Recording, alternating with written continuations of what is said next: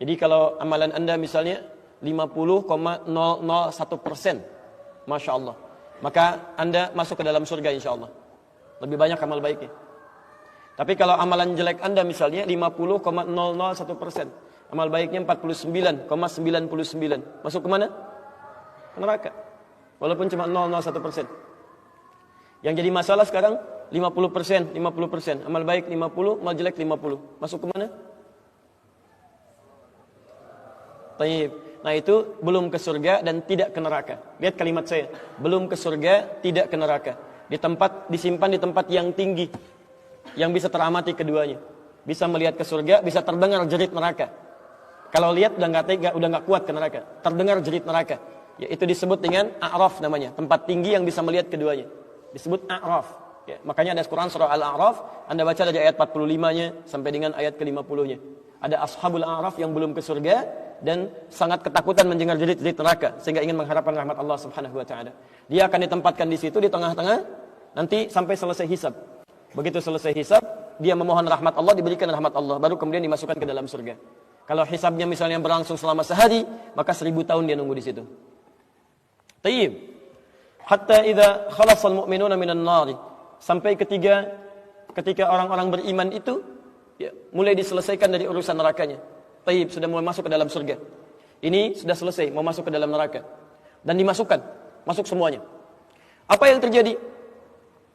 Ma minkum min ahadin bi ashaddi munashadatan lillahi fi istiqsa'il haqqi li ikhwanihi tayyib minal mu'minin lillahi minal mu'minin.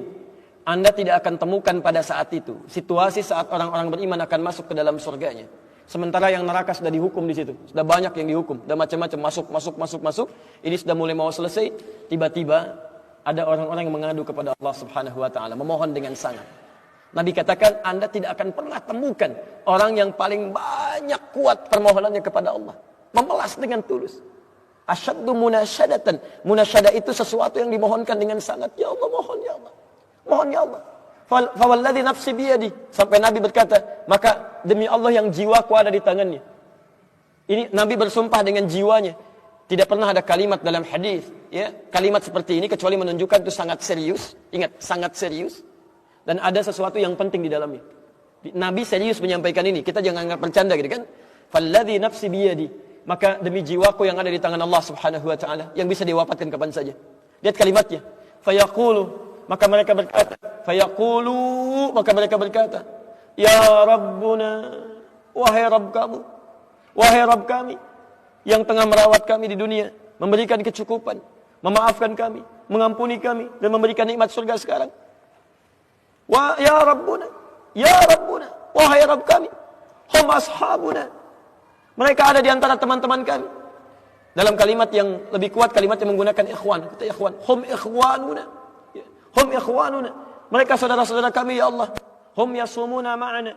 Ada orang-orang yang berpuasa bersama kami saat di dunia. Yusalluna ma'ana, kanu yusalluna ma'ana. Mereka salat bersama kami saat di dunia. Jadi tiba-tiba ada sekelompok ikhwan yang datang kepada Allah, yang kehilangan saudaranya. Kok enggak ada di surga gitu kan? Ketika dia mau berangkat.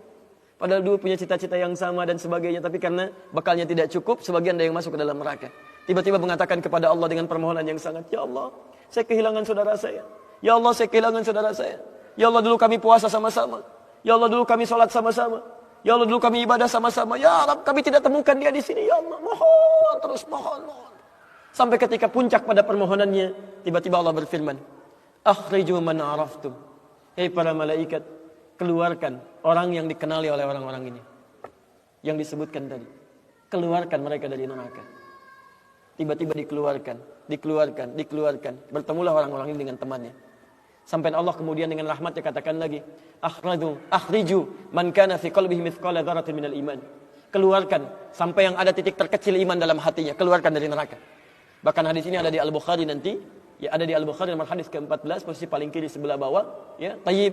Sampai mereka kemudian dikeluarkan dalam keadaan gosong, sudah mulai terbakar habis dan dimasukkan ke dalam surga kemudian. Setelah selesai hisabnya di dalam nerakanya, dikeluarkan dari situ. Jadi ada orang-orang yang dengan syafaat temannya bisa keluar dari neraka, masuk ke dalam surga, ada yang sama sekali tidak membantu itu. Ya, dosa-dosa yang begitu besar tidak bisa keluar dan kekal dia di dalam neraka. Walaupun dia merasa beriman kepada Allah, tapi digugurkan keimanannya dengan ibadah-ibadah yang melanggar ketentuan Allah, seperti syirik dan sebagainya.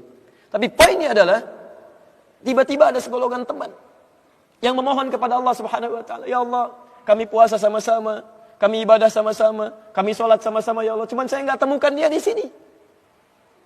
Itu indah. Nah, permohonan sesuatu untuk melengkapkan pada yang kurang disebut dengan syafa' namanya. Pelengkap yang kurang disebut dengan syafa'.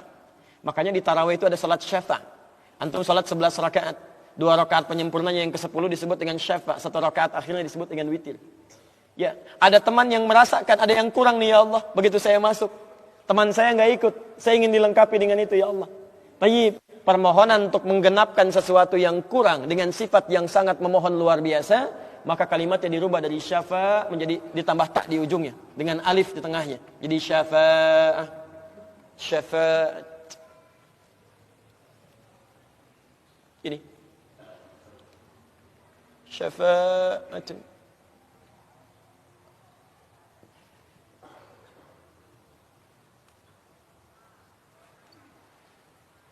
Permohonan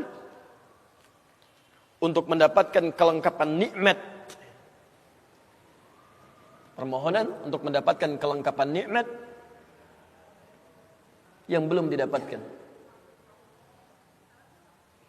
Baik. Saya mau akhiri ya, karena ini sebenarnya tidak banyak bahasannya. Siapa orang-orang ini? Itu yang disebut dengan ikhwan. Makanya ketika ayat Qur'annya mengatakan wa kuntum ala syafa hufratin minan nari fa anqadhakum minha, dan kalian sudah ada bahkan yang sudah mau di bibir neraka itu. Karena ketika diangkat itu oleh Allah Subhanahu wa taala dengan perintahnya, ya diperintahkan oleh Allah. Taib, dalam bahasa hadisnya ada yang diangkat baru neraka itu masuk ke kakinya sampai ke betisnya. Ada yang sudah masuk sampai ke punggungnya, ada yang sudah ke lehernya, dan ada yang sudah tenggelam di dalamnya. Taib. Jadi ada yang baru di bibir neraka diangkat. Ada yang baru sudah mau masuk ke neraka diangkat, ada yang sudah tenggelam diangkat. Jadi macam-macam. Ya, fa asbahtum bi ni'mati ikhwana. Siapa yang bisa mengangkat itu semua? Di antaranya Allah berikan nikmat kepada Anda dengan dapatnya ikhwan-ikhwan dalam kehidupan. Cuma itu yang bisa menolong Anda di hari akhirat, teman-teman terbaik selain syafaat-syafaat yang lainnya. Ada orang mendekat kepada Al-Qur'an, ada orang sering bersalawat kepada Nabi, ada orang mendekat pada hukum-hukum Allah. Ada orang-orang yang belum bisa maksimal menunaikan itu semua, dia cari teman-teman yang soleh yang menunjukkan pada kebaikan-kebaikan. Bukankah sering Anda dapati seperti itu? Mungkin Anda bersahabat dengan teman yang tingkat ibadahnya jauh di atas Anda. Anda masih sibuk dengan urusan dunia, tapi masih menunaikan sholat, masih puasa. Tapi karena kesibukan dunia Anda, Masya Allah, kurang bekal ibadah Anda. Tapi beruntungnya Anda dengan punya teman yang soleh, berjamaah dengan imam yang soleh, puasa dengan dia, buka sama-sama, kadang sering ikut-ikut misalnya dalam ta'limnya, dalam macam-macamnya. Masya Allah. Maka tiba-tiba ketika Anda dikenal oleh dia, diingat oleh dia, di akhirat nanti tidak ditemukan Anda. Ya Allah, dia kawan saya ya Allah. Dia teman saya ya Allah. Dia saudara saya ya Allah. Kami pernah ta'lim sama-sama ya Allah. Kami pernah puasa sama-sama ya Allah. Kami pernah sholat berjamaah sama-sama ya Allah. Mohon jangan pisahkan ya Allah. Jangan pisahkan. Pertanyaan, sudahkah Anda punya teman seperti itu? Yang bisa menolong dalam kebaikan? Kalau belum temukan, cepat cari, mumpung masih hidup. Sebab kalau sudah kehidupan itu berakhir, tidak mudah untuk menemukannya. Maka pastikan di kantor Anda, teman Anda bisa membawa Anda ke surga. Pastikan di rumah Anda, pasangan hidup Anda adalah teman yang bisa membawa Anda ke surga. Pastikan di tempat kehidupan Anda, siapapun tetangga Anda, kerabat Anda, teman-teman sekolah anak Anda adalah teman yang bisa mengingatkan dan membantu Anda untuk mencari Anda bisa masuk ke dalam surga. Dan saya mohon pada Anda semuanya, tolong ingat ini ya, baik-baik. Kalau nanti di akhirat